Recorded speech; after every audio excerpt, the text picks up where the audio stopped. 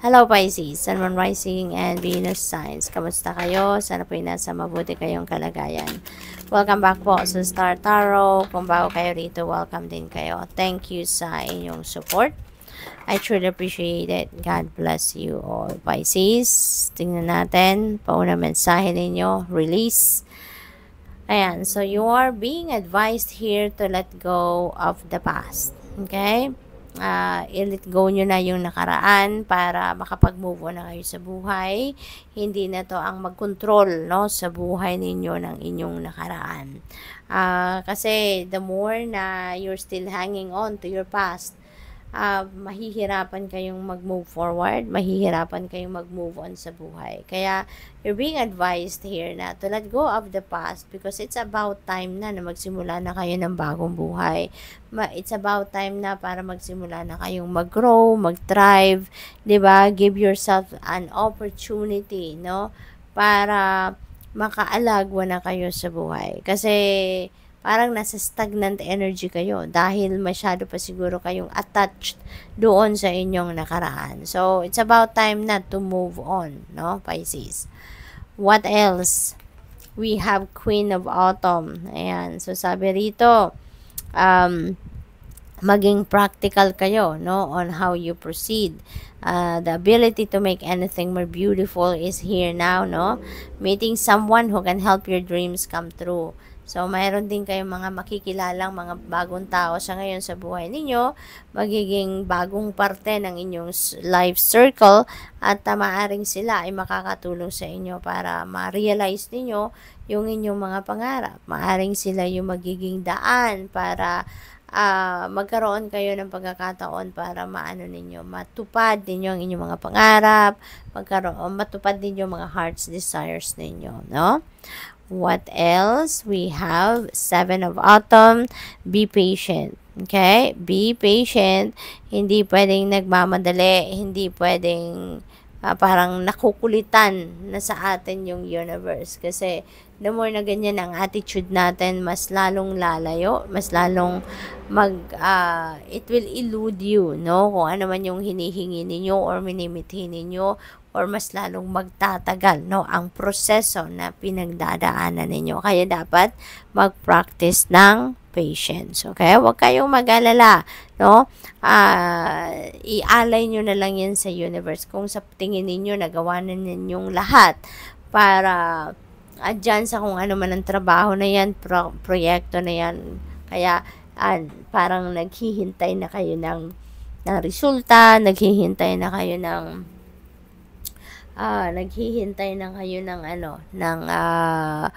bunga ng inyong pagsisikap, pagtatrabaho at lahat, diba? So, panahon na ngayon para mag-step back muna kayo. Take time to rest, no?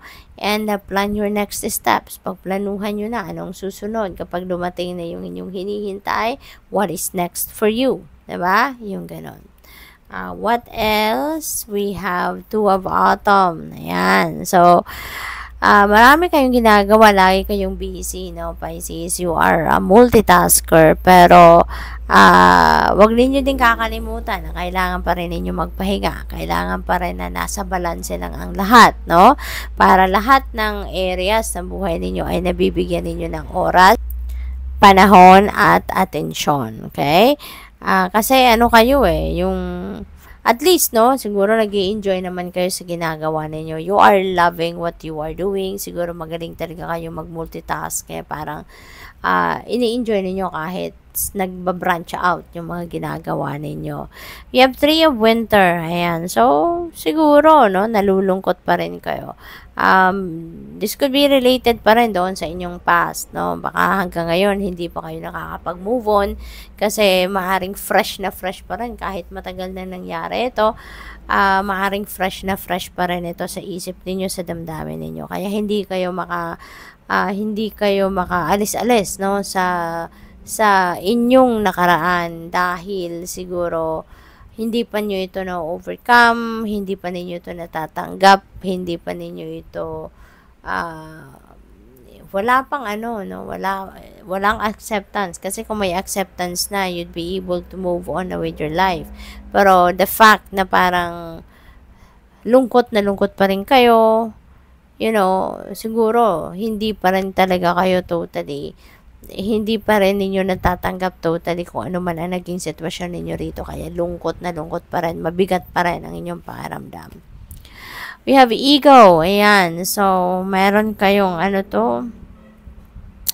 too much attention, sa mga material na bagay. Ayan. So, siguro, ang iba sa inyo, baka yun ang naging dahilan din dito kung nagkaroon kayo ng separation, nagkaroon kayo ng away with your person, maybe it's because of this, no? Dahil mas marami sigurong focus ang nilalagay ninyo sa mga material na bagay, no? Rather than puso, rather than relationship, yung ganon. So, maaari din ang iba sa inyo dito, maraming worries, maraming takot, no? At maaring related pa rin yan dito sa release energy, no, Pisces, natakot na at saka yung worries ninyo. So, siguro, related pa rin yan sa anong mangyayari, no? Kapag nakapag-move on ka na, kinalimutan mo na yung nakaraan, what is next? Ano nang mangyayari sa'yo?